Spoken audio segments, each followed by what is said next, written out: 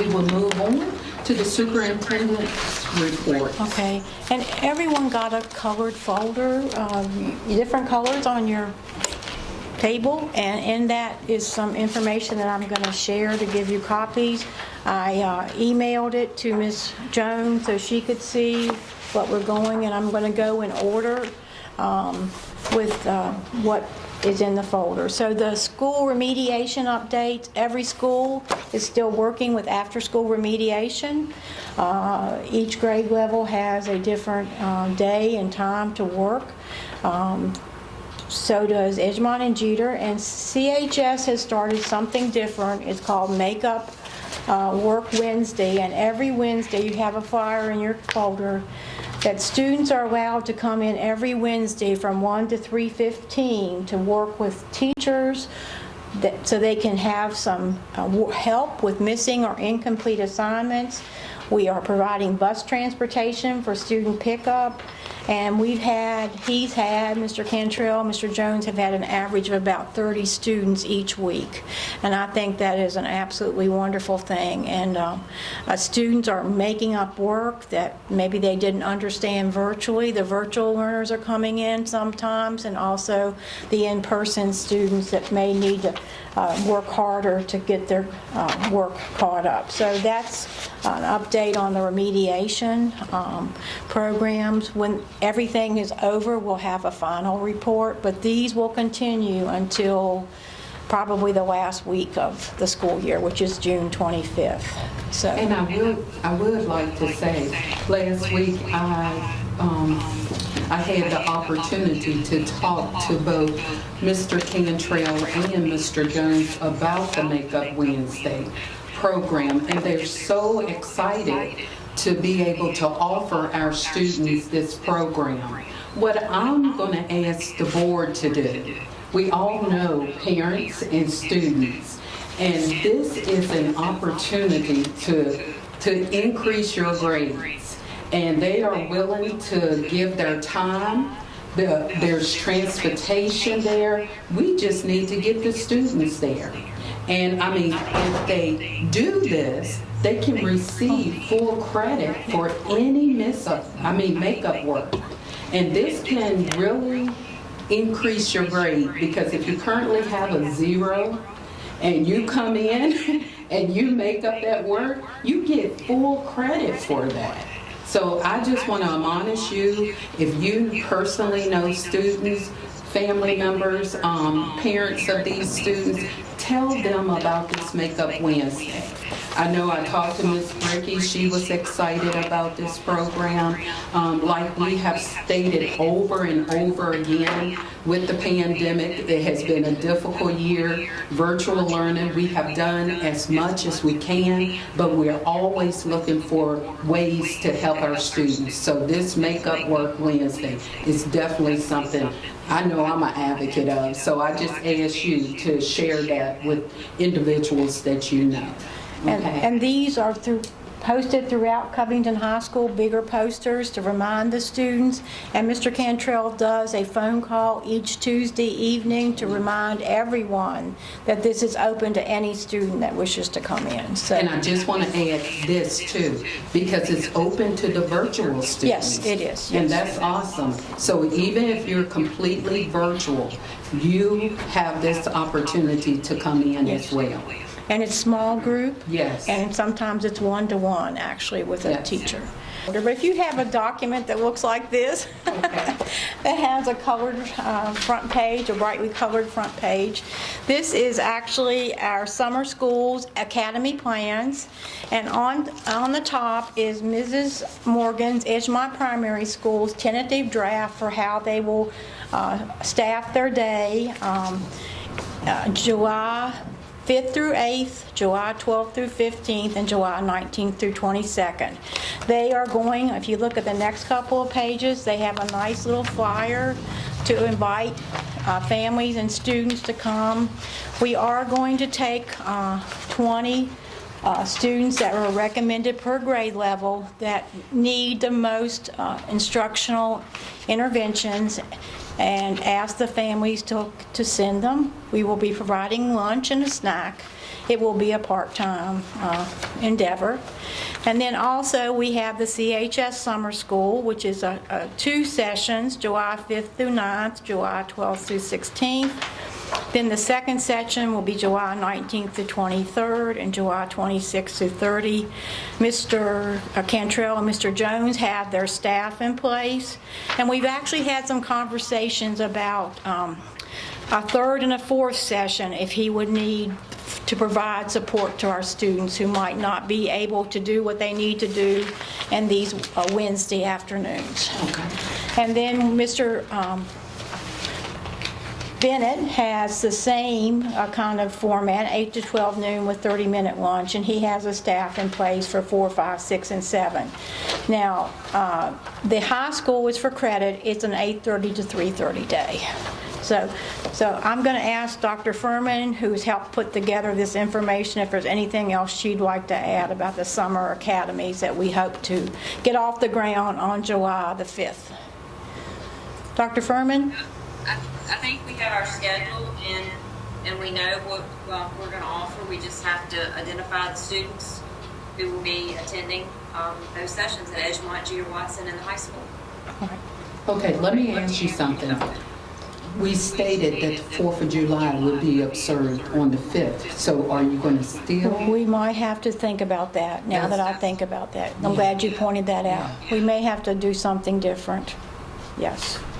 We were hoping for 12 days, and we might have to retweak that just a tad to have families be able to enjoy the 4th and have their students in a summer program. So thank you for bringing that. Dr. Furman, anything else about that you can think of?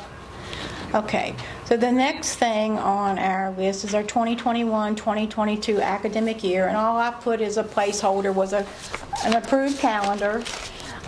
There is a Senate Bill 1303 that is in a superintendent's memo that is guiding the reopening of schools next year. They are saying that you can have a virtual component, but you may is the word you use, but they are a proponent of a 5-day-a-week class schedule for all of our students. That's what we are looking at as a possibility, but we do not have all the plans in place. But that's what most school divisions are looking at, is opening back up 5 days a week with some type of virtual learning component. Not as we have currently this year, but something that will meet the needs. So Dr. Furman, would you like to add anything about what you've been working on for that portion of our instructional needs for next year? Well, as we discuss frequently, weekly, sometimes daily, about the virtual learning for next year. It will look different depending on what we offer, how it's presented. We have discussed using Virtual Virginia because they have an online academy. It uses their teachers, as well as maybe Edgenuity. I've read, talked to, discussed with several people in other school divisions on what they're doing. It's a variety. Some are offering nothing. Some are offering options. Some are saying this is how it's going to be. So several things. So we've had several discussions, and we will continue to have those discussions, and we will get a plan together and possibly survey parents. We're not sure at this point. But the big difference will be the online component, if offered, will be with teachers outside of our own teachers. It will be an academy with Virtual Virginia or Edgenuity. It will be synchronous instruction daily. One school division said their instruction will be from 8 to 4, and they're using Virtual Virginia, so it will be synchronous and school at home. So we don't have a final plan, but that's what it's looking like for next school year. We will have a final plan by June the 12th, and possibly before that, because we know families need to know I do think that a survey will probably be sent out to families after we as an administrative team decide what we're going to do and how we're going to do it. We have to let the folks at Virtual Virginia know by July 15th or something like that if we're going to use their virtual learning academies, and it is free for some grade levels and some of it is a cost for the school division. So we haven't made those final decisions yet. Dr. Furman, anything about the Virtual Virginia piece? Well, it's with Virtual Virginia, the sooner the better, because if the slots fill up, then it is a cost per student. So it is important that we know. Of course, it's hard to say that when we haven't finished school. We have 6 weeks of school left, so we'll just keep working, moving forward. Has this option been requested by some of our parents, the virtual component? To my knowledge, none of our families have requested a virtual component up to this date, no. Okay. So would it be safe to say if we do not have a need for that, we're not going to offer it? That could be a very real possibility. Okay. Yes, you're correct. Okay. Yes. Yep. Given that it's all through the online platforms, as Dr. Furman laid out, it's not going to be an extra burden to our teachers, No. is what I understood Yes. from that. So, Yes, that is correct. So I'm assuming, because that's been the big sticking point Right. with virtual learning to Right. this point, is that teachers all around the country they cannot manage classroom and virtual at the same time. Right. There's not enough hours in the day Right. for that. So. I guess I was thinking about the in-person learning because I know how much is needed now. Yes, to And make those gains. Yes, to make those educational gains. So I was wondering if we should even pursue something like that if it hasn't been requested. That's a very good point. Yeah. We are very, very appreciative of what the teachers have done because, as Mr. Eric has just said, they have gone above and beyond to make this work. They had to learn a whole new system, and as you heard from what Mrs. Holzapple reported, we have teams in each school that support each other with the virtual learning component, and they do work many, many more hours than they typically do during a school day. So we have much to be thankful for what our staff has done this year. Okay, so the next thing on the superintendent's report is the end-of-year activities. And I gave you a one-sheet document that says senior calendar, and what I have provided for you is just some activities that will be happening for our seniors, ranging from senior group photo, cap and gown pictures on May 19th, a capping ceremony and a homecoming court June 2nd at Casey Field. Seniors' last day is Friday, June 18th. There will be a Mr. and Mrs. CHS celebration, as had been in the past, which is being worked on. There is mandatory graduation practice on June 24th. And at this point in time, we are planning an outdoor graduation ceremony June 25th at 7 p.m. at the Jackson River Sports Complex Amphitheater. And we're working, there's a wonderful team working at CHS on these senior activities, and this is our plan at the moment. So I just wanted you all to be aware of where we're headed. All the other schools will do some sort of end-of-the-year celebrations. They may not be as such as they were in the past, but there will be some type of celebration since we're back in the buildings this year. So I don't have those activities yet, but I did think that the senior information was important for you all to know about. Any questions about those senior activities? Okay, my next item is our spring SOL testing schedule, and I've provided you the CHS spring SOL testing plan, which runs from June 7th through the 21st or 24th of June with makeup testing, and you have a listing of when they will be testing. That retesting week is typically for the seniors that might need to take a a test over again to get that verified credit. Teachers will be used as proctors. They typically have a morning block and an afternoon block and a lunchtime for the students at CHS for SpringSOL testing.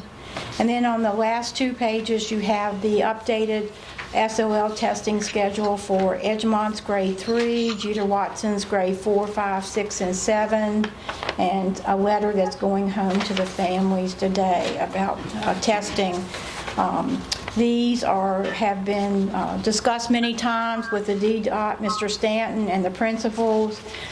We hope this will go off without a hitch, but we're always ready for something that could make us have to do a different schedule. Dr. Furman, anything about the SOL testing that you'd like to mention? No? Okay. So that's just our schedule. Any questions from anybody on the board about the SpringSOL testing? Okay. All right, the next thing is Teacher Appreciation Week, which was last week, and I just wanted to give you all a few updates on what did happen. Just give you a list of some of the things. The Allegheny Foundation's educational first group is providing lunches this Friday for all staff members here at the school board office in the 3 schools, and I thought that's a very fine endeavor on their part. We got to choose our lunch, and it's going to be delivered to us. So the school board, and on your behalf, a Subway tray of cookies was sent with tea and lemonade last Thursday to all 3 schools so they could have a celebration from you all.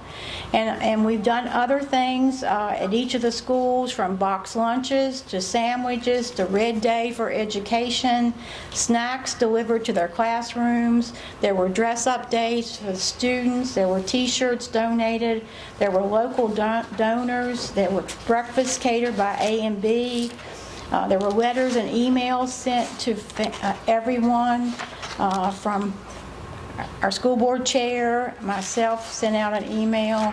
So we did a lot of celebrating, but I think they really did appreciate what they did. And there were some local donors that did some very fine things for all of us. So I think it was a good week, and we did really need to appreciate them this school year. So there was a nice week. The next thing on my agenda is the student vaccine clinic update. And last Friday, we did provide the Pfizer vaccine for some CHS students in the age group of 16 to 18. We had about 22 students who received the vaccine, and they will have their second vaccine on May 28th. I don't know if you've heard or not, but the Pfizer vaccine was approved by the FDA for the 12 to 16-year-old group. It has to then be approved by the CDC and the Virginia Department of Health. We have talked to the local health department about possibly doing something for that age group, and actually there was a superintendent's phone call with Dr. James Lane this morning. The local health department and the state health department is encouraging school divisions to offer vaccines to that age group once it's approved. So we'll be getting more information about that in the coming weeks. And the health department in Richmond has done some informational flyers that schools can send out to the families, and we'll just take a look at whether we do that or not. There could be something for the lower age groups, 12 and under, by the time we get to the fall. We just don't know what will happen as that progresses through all the proponents of that vaccine. And the last thing that I'd just like to advise everybody of, and it just seems like things just don't go back to normal, but there is a gas emergency in the state of Virginia. And I gave you a flyer about, we received an alert from our supplier, and I provided you that there is a East Coast shortage of gas. I think Governor Northam has made a state of emergency this afternoon. All of our buses are gassed up and filled to capacity. That all happened today. We think we're good. All of our fleet of vehicles in the back are all okay. So we just have to see what happens in this this whole event that just happened. So we'll see. So anyway, we are ready for whatever.